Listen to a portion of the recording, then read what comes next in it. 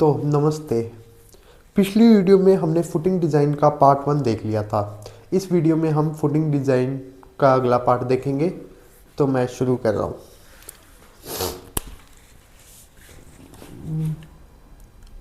Chapter का नाम क्या है? फुटिंग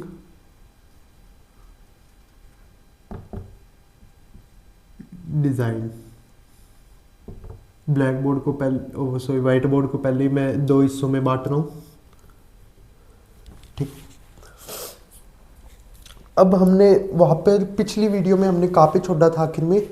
पिछली वीडियो में हमने छोड़ा था मिनिमम थिकनेस ऑफ फुटिंग, वो हमने देख ली थी। अब मैं बता दूँ इसमें थिकनेस ऑफ फुटिंग कितनी लेते हैं। तो लिखो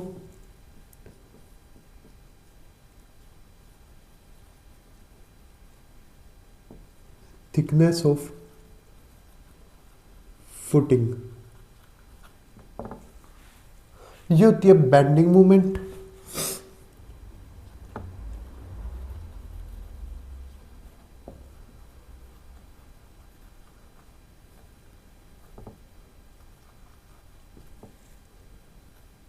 वन वे शेयर,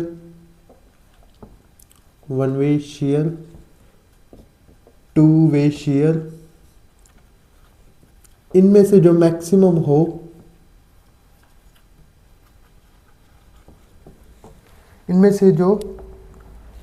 हो वो होती है thickness of footing.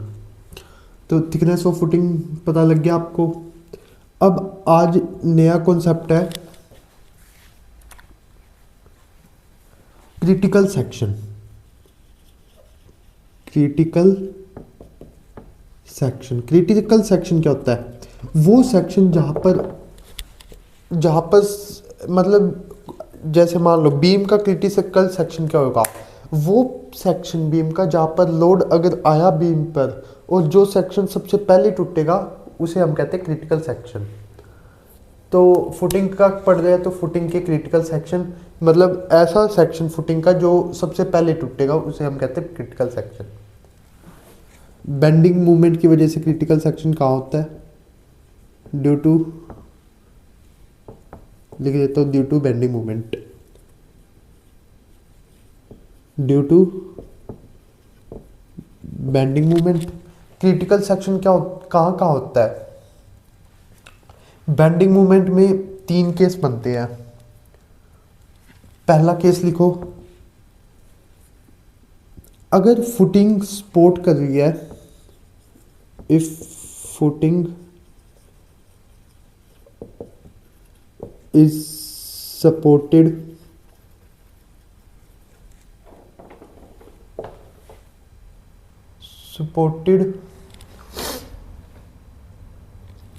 Concrete column.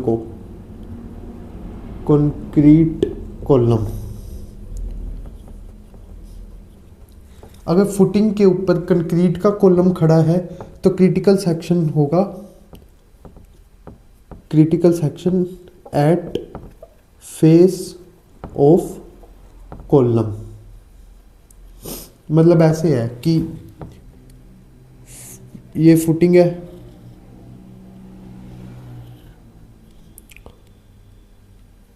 इसके ऊपर कंक्रीट का कॉलम खड़ा है। कौन सा कॉलम है? Concrete column. तो क्रिटिकल सेक्शन क्या होगा? ये इसके फेस पे ऐसे क्रिटिकल सेक्शन होगा।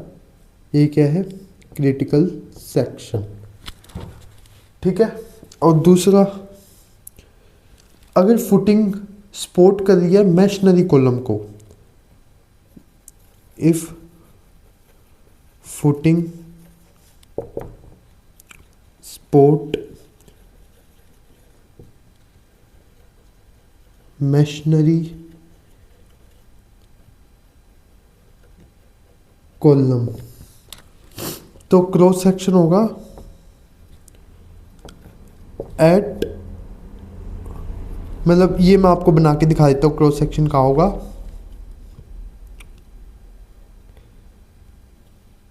ये आपकी है फुटिंग, ये है कॉलम।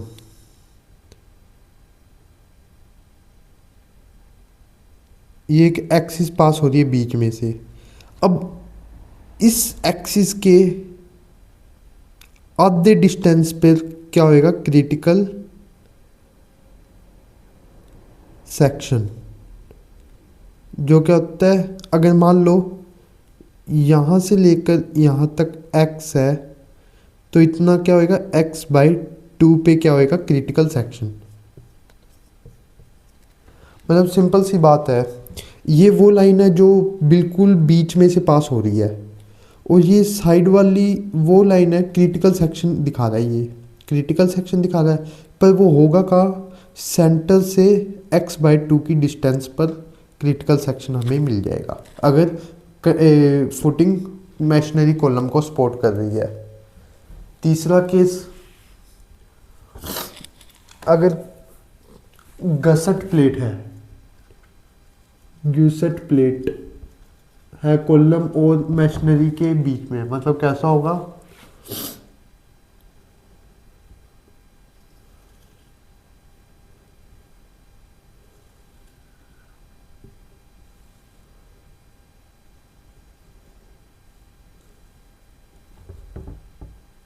यहाँ पर गसट प्लेट बना दी,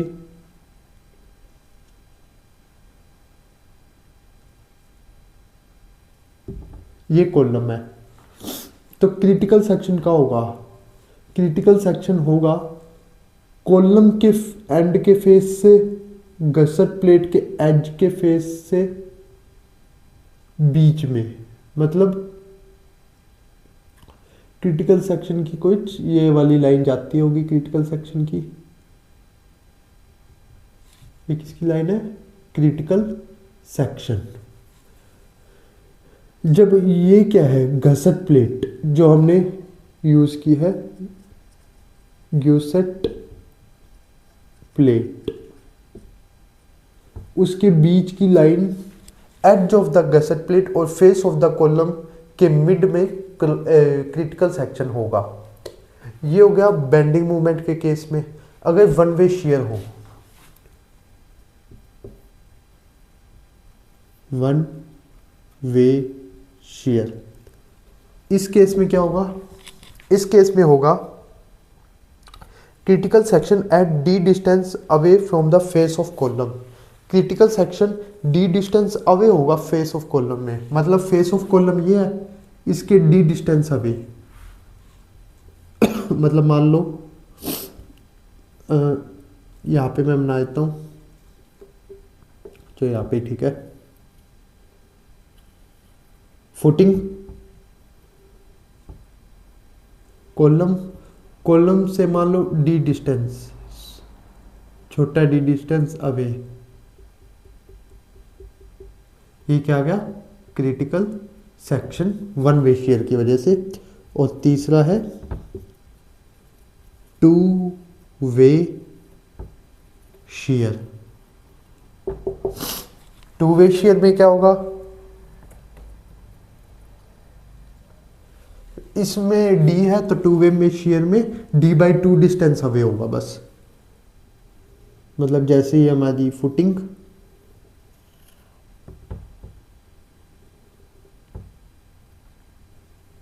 ये कॉलम, ये d/2 इधर से इधर तक d/2,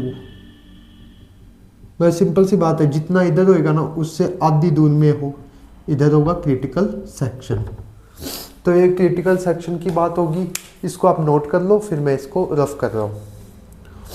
क्रिटिकल सेक्शन के बाद आपको मैं अब सिखाऊंगा design of isolated footing. Footing की डिज़ाइन कैसे करते हैं उसके स्टेप्स आपको मैं सिखाऊंगा, इसको आप नोट कर लो। कर लिया नोट, मैं इसे अब रफ कर रहा हूँ।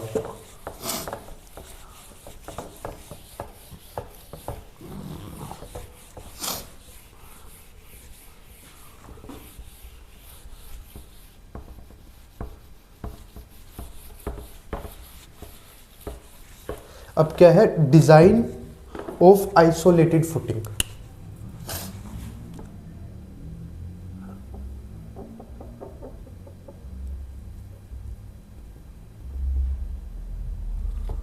ठीक है,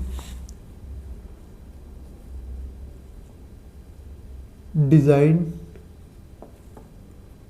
ऑफ आइसोलेटेड फुटिंग। इसके स्टेप्स है, वो स्टेप्स लिखवा रहा हूँ आपको मैं। सबसे पहले एक डायग्राम बनाऊंगा, उस डायग्राम में जो जो डायमेंशंस होएगी ना, आपको उसको वैसे ही याद करना है, क्योंकि जो फॉर्मूले होंगे ना, मैं उन्हीं डायमेंशंस के बेसिस पे ही वो फॉर्मूले लिखूंगा। तो आप सबसे पहले तो वही जो शुरू में आपको दिखाई थी,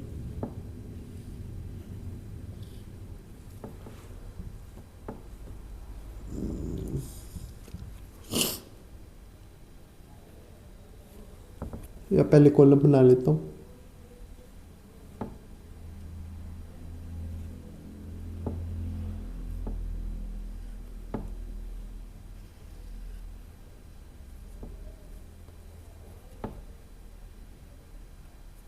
ये कॉलम है और ये फुटिंग है।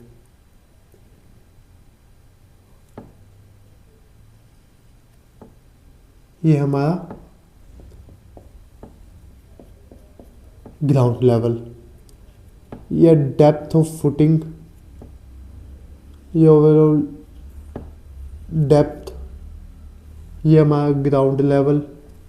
ये जो आपने देख लिया था। अगर हम कॉलम को टॉप व्यू से देखें, अगर हम ऊपर से देखें, तो हमें क्या दिखेगा? हमें दिखेगा एक रेक्टेंगल,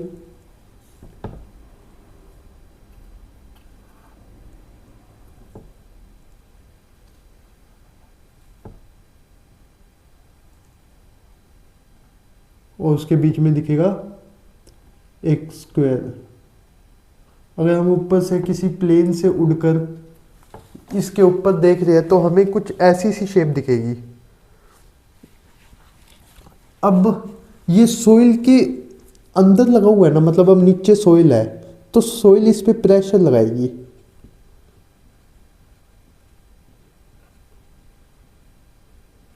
सोइल इस पे प्रेशर लगाएगी, जिसको हम कहते हैं अपवर्ड सोइल प्रेशर, जिसको किससे डिनोट करते हैं? स्मॉल क्यू से। क्यों सोइल प्रेशर लगेगी? क्योंकि कॉलम पे लोड आएगा, एक्सियली लोड, तो उसको काउंटर करने के लिए, काउंटर बैलेंस करने के लिए सोइल अपवर्ड सोइल प्रेशर लगाती है, जिसको हम स्मॉल क्यू से डिनोट करते हैं। अब ये अगर ऊपर से देखोगे तो आपको ऐसा दिखेगा। इसको मैं ले रहा हूँ ब्रेथ, इसको लेंथ, और बड़ा बी के साथ ही छोटा भी ले रहा हूँ, और एल के साथ ए ले रहा हूँ। ये तो फुटिंग होगी और ये कॉलम हो गया। अब सबसे पहले मैं आपको स्टेप्स लिखवा देता हूँ। सबसे पहले आपको लोड कैलकुलेशन करना है। स्टेप 1,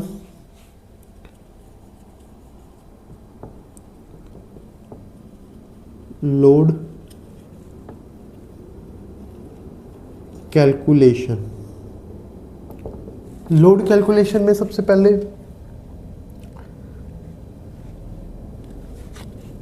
एक्सियली कंप्रेसिव लोड,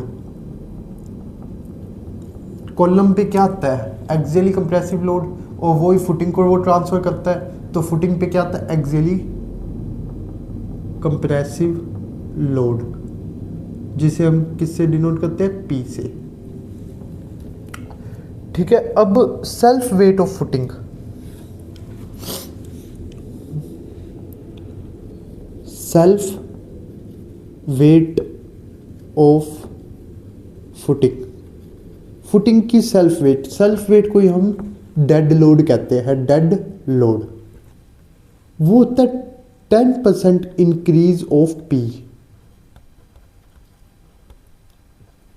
मतलब सेल्फ वेट ऑफ फुटिंग कितना होता है? जितना एक्सियली लोड आया ना, उसका 10% इंक्रीज कर दो, मतलब 0.10 ऑफ पी। इंक्रीज नहीं करना, 10% ऑफ पी ही क्या होता है?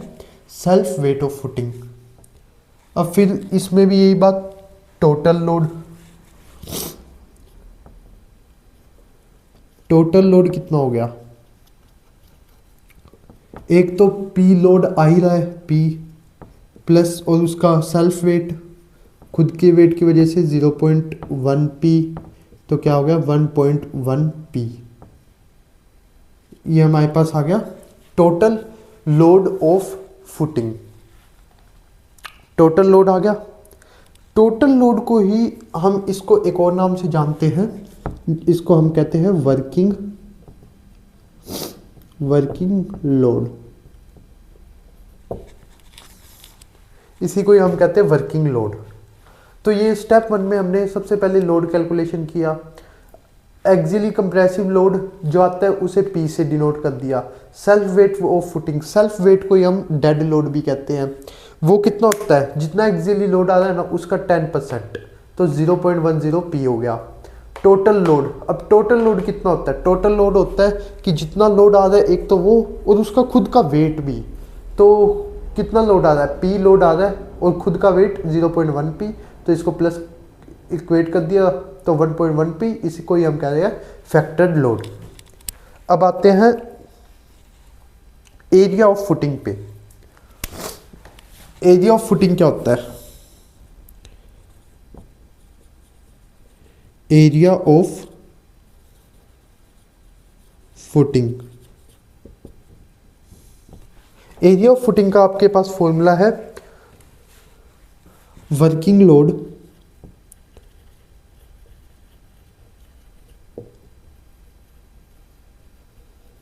Divided by safe bearing capacity of soil. Working load यही safe bearing capacity of soil, ये जो हमने Q लिखा था ये हो गया area of footing. Area of footing आप इस फॉर्मूले से निकाल लोगे। अब आ जाते हैं हम स्टेप 2 पे, जिसका है नाम स्टेप 2 अपवर्ड सॉइल प्रेशर, जिसे हम डिनोट करते हैं Q से, जो यही है अपवर्ड सॉइल प्रेशर। अब इसमें दो केसेस आ जाते हैं। से सबसे पहले मैं लिख लेता हूँ फिर आपको समझा दूंगा। से अगर आपके पास एक्सियल लोड हो, एक्सियल लोड हो तो Q की वैल्यू होती है P/A। मैं बोलता जा रहा हूँ, आप पहले तो उसे वैसे वैसे लिखते जाओ। एक केस बनाओ, केस 1, उस पे लिखो एक्सियल लोड, फिर लिखो Q = P/A। अब दूसरा केस होता है एक्सियल लोड हो गया, दूसरा केस लिखो axial load and bending movement. अगर एक्सियली लोड के साथ बेंडिंग मूवमेंट भी आए तो फॉर्मूला होता है Q = P/A plus minus M/I/y।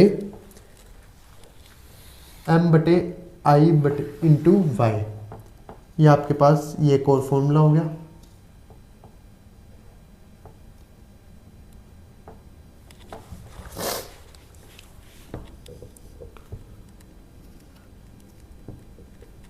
ये तब यूज़ करना है जब सिंपल एक्सियल लोड हो तब ये, और एक्सियली लोड के साथ बेंडिंग मूवमेंट भी आए तब आपको ये फॉर्मूला करना है अपवर्ड सॉइल प्रेशर का।